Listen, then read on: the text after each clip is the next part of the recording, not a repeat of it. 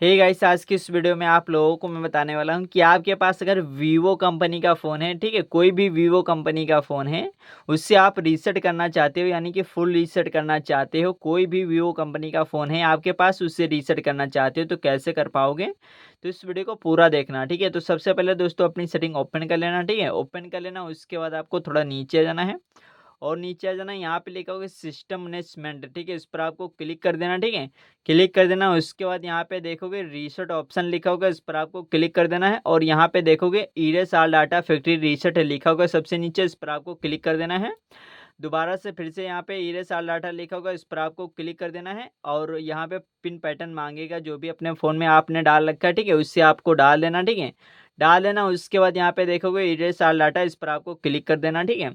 Click कर देना, ये फ़ोन जो है आपका रीसेट हो चुका है, ठीक है। उसके बाद अगर आप सेटअप का वीडियो देखना चाहते हो, यानी कि सेटअप कैसे करोगे, यानी कि चालू कैसे करोगे, तो इस कमेंट में लिख देना सेटअप, ठीक है। मैं सेटअप का वीडियो डाल दूंगा, ठीक है। दोस्तों आपको अगर हमारी वीडियो अच्छी लगी हो तो प्लीज़ वीडियो को लाइक एंड चैनल को सब्सक्राइब करना ना भूलें।